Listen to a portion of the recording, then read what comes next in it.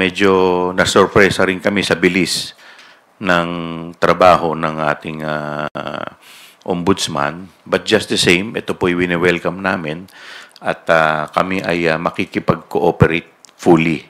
Mabilis in a sense na kagaya po ng binanggit ko kanina, yung timeline. June 10 sa plenaryo, pinasa namin.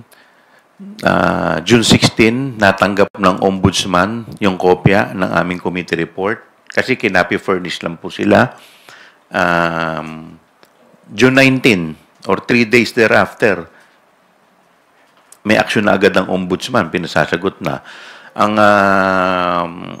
Ang inaasahan ko po, magkakaroon muna ng fact-finding investigation, ang kanilang field investigation office or officer, and then after that, pagkatapos nilang buuin yung mga ebidensya, saka pa lamang mag-proceed sa preliminary investigation. So dito po kasi, lumaktaw na agad, dumiretso na agad sa preliminary investigation. Considering na yung committee report namin ay wala pang naka-attach na ebidensya doon, except yung